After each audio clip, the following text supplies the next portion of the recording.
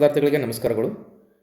Karnataka academy ನಿಮ್ಮೆಲ್ಲರಿಗಾಗಿ ಇಲ್ಲೊಂದು ಮತ್ತೊಂದು ವಿಡಿಯೋನ ತರ್ತಾ ಇದೆ. ಇದು ಕರ್ನಾಟಕ ಪರೀಕ್ಷಾ ಪ್ರಾಧಿಕಾರ ಕೆಸೆಟ್ಗೆ ಸಂಬಂಧಪಟ್ಟಂಗೆ ದಿನಾಂಕ 22/8/2025 ಅಧಿಸೂಚನೆ ಆಗಿರ್ತಕ್ಕಂಥದ್ದು. ಮೊನ್ನೆ ವಿಧಾನಸಭೆಯಲ್ಲಿ ಕೂಡ ಡಿಸ್ಕಷನ್ ಆಗಿತ್ತು. ಈಗ ಅದನ್ನು ಅಧಿಸೂಚನೆಯನ್ನು ಬಿಟ್ಟಿದ್ದಾರೆ. ಸೊ ಯಾವಾಗಂದರೆ 2/11/2025 ಅಂದರೆ ನವಂಬರ್ ತಿಂಗಳಲ್ಲಿ ಕೆಸೆಟ್ಟನ್ನು ನಡೆಸಲಿಕ್ಕೆ ಇವರು ಪ್ಲ್ಯಾನ್ ಹಾಕ್ಕೊಂಡಿದ್ದಾರೆ ಅಂತಕ್ಕಂಥದ್ದು. ಹಾಗಾದರೆ ಅರ್ಜಿ ಸಲ್ಲಿಕೆ ಯಾವಾಗಿದೆ ಅಂತಕ್ಕಂಥದ್ದು ನೋಡೋದಾದರೆ ಆನ್ಲೈನ್ ಮೂಲಕ 28/8/2025 ಆಗಸ್ಟ್ ತಿಂಗಳ 28 ಇದೇ ತಿಂಗಳಲ್ಲಿ ಆನ್ಲೈನ್ ಮೂಲಕ ಅರ್ಜಿ ಸಲ್ಲಿಸಲು ಕೊನೆಯ ದಿನಾಂಕ ಬಂದುಬಿಟ್ಟು 18/9/2025 ಇದೆ. ಇನ್ನು ಅರ್ಜಿ ಶುಲ್ಕ ಪಾವತಿ ಮಾಡಲಿಕ್ಕೆ ಕೊನೆಯ ದಿನಾಂಕ ಬಂದುಬಿಟ್ಟು 19/9/2025 ಇದೆ. ನೆಕ್ಸ್ಟು ಪ್ರವೇಶ ಪತ್ರ 24/10/2025 ಇದೆ. ಅದೇ ರೀತಿಯಾಗಿ ಪರೀಕ್ಷೆ ದಿನಾಂಕ 2/11/2025 ಇದೆ. ಸೊ ಇದು ಕೆಸೆಟ್ ಪರೀಕ್ಷೆಗೆ ಸಂಬಂಧಪಟ್ಟಾಗೆ. ಇನ್ನು ಇದನ್ನು ಈಗಾಗಲೇ ನಿಮ್ಗೆ ಗೊತ್ತಿದೆ, ಮುಂಚೆ KPSCನವ್ರು ನಡೆಸ್ತಾ ಇದ್ರು, ಬಟ್ ಈ ಬಾರಿ KPSCನವ್ರು ನಡೆಸ್ತಾ ಇಲ್ಲ. ಇದನ್ನು ಕರ್ನಾಟಕ ಒಂದು ಪರೀಕ್ಷಾ ಪ್ರಾಧಿಕಾರ KEA ನಡೆಸುತ್ತೆ ಇದನ್ನು, ಹೌದಾ? ಸೊ ಇದಕ್ಕಾಗಿ ನೀವೇನು ಮಾಡಿ ಅಂದರೆ ಪ್ರಿವಿಯಸ್ ಇಯರ್ ಕ್ವಶನ್ ಪೇಪರನ್ನು ಕೂಡ ನೀವು ವೆಬ್ಸೈಟಿಂದ ಡೌನ್ಲೋಡ್ ಮಾಡ್ಕೊಳ್ಬೋದು. ಈಗಾಗಲೇ ನಿಮ್ಗೆ ಗೊತ್ತಿದೆ 33 ವಿಷಯಗಳನ್ನು ನಡೆಸಲಾಗುತ್ತೆ ಅಂತಕ್ಕಂಥದ್ದು.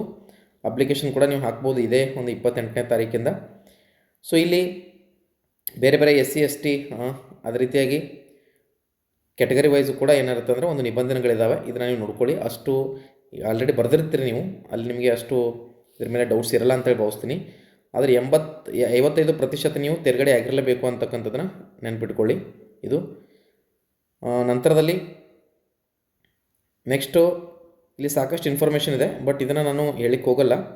ವಯೋಮಿತಿ ಅಂತಕ್ಕಂಥದ್ದು ಕರ್ನಾಟಕ ರಾಜ್ಯ ಸಹಾಯಕ ಪ್ರಾಧ್ಯಾಪಕರ ಅರ್ಹತಾ ಪರೀಕ್ಷೆ ತೆಗೆದುಕೊಳ್ಳಲು ಗರಿಷ್ಠ ವಯೋಮಿತಿ ಇರಲ್ಲ ಅಂತಕ್ಕಂಥದ್ದು. ಈ PDF ಫೈಲನ್ನು ಕರ್ನಾಟಕ ಅಕಾಡೆಮಿ ಒಂದು ಟೆಲಿಗ್ರಾಮ್ ಚಾನಲಲ್ಲಿ ಹಾಕಿರ್ತೀನಿ, ಅಲ್ಲಿ ನೀವು ಜಾಯ್ನ್ ಆಗಿ ಇದನ್ನು ಡೌನ್ಲೋಡ್ ಮಾಡ್ಕೊಳ್ಬೋದು.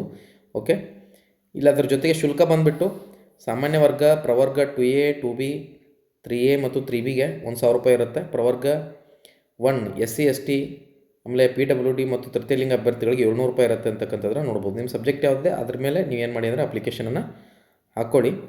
ಸೊ ಇಲ್ಲಿ ಪರೀಕ್ಷಾ ಪದ್ಧತಿ ಬಂದುಬಿಟ್ಟು ಯಾವ ರೀತಿಯಾಗಿರುತ್ತೆ, 100 ಒಂದು ಮಾರ್ಕ್ಸ್ ಇರುತ್ತೆ ಪೇಪರ್ 1, ಪೇಪರ್ 2 200 ಮಾರ್ಕ್ಸ್ ಇರುತ್ತೆ. ಒಟ್ಟಾರೆಗೆ ಬಂದುಬಿಟ್ಟು 300 ಮಾರ್ಕ್ಸ್ ಪೇಪರ್ ಇರುತ್ತೆ. ಇಲ್ಲಿ 50 ಪ್ರಶ್ನೆಗಳು ಕಡ್ಡಾಯ ಆಗಿರ್ತವೆ, ಇಲ್ಲಿ 100 ಪ್ರಶ್ನೆಗಳು ಕಡ್ಡಾಯ ಇರ್ತವೆ. 3 ಗಂಟೆಗಳ ಕಾಲಾವಕಾಶ ಇರುತ್ತೆ. ಬೆಳಗ್ಗೆ 10ರಿಂದ 1 ಗಂಟೆವರೆಗೆ ಟೈಮಿಂಗ್ ಫಿಕ್ಸ್ ಇರುತ್ತೆ. ಸೊ ಇದಕ್ಕಿಂತ ಮುಂಚೆ ನೀವು ಯಾರೂ ಕೂಡ ಎಕ್ಸಾಮ್ ಹಾಲಿಂದ ಹೊರಗಡೆ ಬರುವಾಗಿಲ್ಲ ಅಂತಕ್ಕಂಥದ್ದು.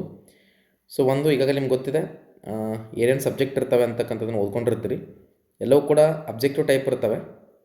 ಇಲ್ಲಿ 50 ಅಂಕ ಇದೆ ಅಂದರೆ ಪ್ರತಿ ಪ್ರಶ್ನೆಗೆ 2 ಅಂಕ ಇದೆ ಅಂತಕ್ಕಂಥದ್ದು ನೋಡ್ತಾ ಬರ್ತೀವಿ. ಇಲ್ಲೂ ಕೂಡ 2 ಅಂಕ ಇರುತ್ತೆ, 100 ಪ್ರಶ್ನೆಗಳಿರ್ತವೆ ಪ್ರತಿ ಒಂದು ಕ್ವಶನ್ಗೆ ಅಂತಕ್ಕಂಥದ್ದು. ಓಕೆ, ಸೊ ಸ್ವಲ್ಪ ಕ್ವಶನ್ ಪೇಪರ್ನ ನೀವೇನು ಮಾಡಿದ್ರೆ ನೋಡ್ಕೊಳ್ಬೇಕಾಗತ್ತೆ. ಇಲ್ಲಿ ನೋಡಿ, ಪಡೆಯಬೇಕಾದ ಒಂದು ಕನಿಷ್ಠ ಅಂಕಗಳು ಪೇಪರ್ 1 2 ಪತ್ರಿಕೆಯಲ್ಲಿ ಸೇರಿ 40% ಆಗಬೇಕು, ಆವಾಗ ನೀವು ಎಲಿಜಿಬಲ್ ಆಗ್ತೀರಿ. 2 ಪತ್ರಿಕೆಯಲ್ಲಿ ಒಟ್ಟು ಸೇರಿದು ಜನರಲ್ ಕ್ಯಾಂಡಿಡೇಟ್ಗೆ 40%, SC ST 2B 3A 3B PWD transgender category 1 ಇವರಿಗೆಲ್ಲ 35% ಆಗಬೇಕಾಗತ್ತೆ. ಓಕೆ, ಸೊ ಇಷ್ಟು ನೀವು ನೋಟ್ ಮಾಡ್ಕೊಳ್ಳಿ. ಇನ್ನು ಇದರ ಒಂದು ಮೀಸಲಾತಿ ಯಾವ ರೀತಿ ತೆಗಿತಾರೆ ಅಂತಕ್ಕಂಥದ್ದು ಕೊಟ್ಟಿದ್ದಾರೆ. ಇಷ್ಟು ವಿಷಯ ಇದೆ. ನಿಮ್ದು ಯಾವುದಿದೆ ನೋಡಿ ಆಪ್ಷನಲ್ ಸಬ್ಜೆಕ್ಟು, ಅದನ್ನು ನೋಡ್ಕೊಳ್ಳಿ. ಇದರಲ್ಲಿ ಅದರ ಪ್ರಕಾರ ನೀವು ಪೇಪರ್ ಹಾಕ್ತೀರಿ ಅಂತೇಳಿ ಭಾವಿಸ್ತೀನಿ. ಈ PDF ಫೈಲನ್ನು ಫಾರ್ವರ್ಡ್ ಮಾಡಿರ್ತೀನಿ. ಇನ್ನು ಎಕ್ಸಾಮ್ ಸೆಂಟರ್ ಬಂದುಬಿಟ್ಟು ಇಲ್ಲಿದ್ದಾವೆ ಸಿಟಿಗಳು. ಸೊ ಇದೆಲ್ಲವೂ ಕೂಡ ನೋಡ್ಕೋಬೋದು. ನಿಮಗೆ ಹತ್ತಿರ ಆಗಿರ್ತಕ್ಕಂಥ ಸಿಟಿಗೆ ನೀವೇನು ಮಾಡಿ ಅಂದರೆ ಎಕ್ಸಾಮನ್ನು ಅಟೆಂಡ್ ಮಾಡಿ. ಓಕೆ, ಇನ್ನೂ ಹೆಚ್ಚಿನ ಮಾಹಿತಿಗಳು ನಿಮಗೆ ಈ ಒಂದು PDF ಫೈಲಲ್ಲಿ ಸಿಗುತ್ತೆ. ಕರ್ನಾಟಕ ಅಕಾಡೆಮಿ ಒಂದು ಟೆಲಿಗ್ರಾಮ್ ಚಾನಲ್ಲಿ ನೀವು ಡೌನ್ಲೋಡ್ ಮಾಡಿ, ಅಥವಾ ನಮ್ಮ ವಾಟ್ಸಪ್ಪಲ್ಲಿ ಕೂಡ ಒಂದು ವಾಟ್ಸಪ್ ಚಾನಲ್ ಕೂಡ ಇದೆ, ಅಲ್ಲೂ ಕೂಡ ಜಾಯ್ನ್ ಆಗ್ಬೋದು. Thanks for watching. Have A nice day.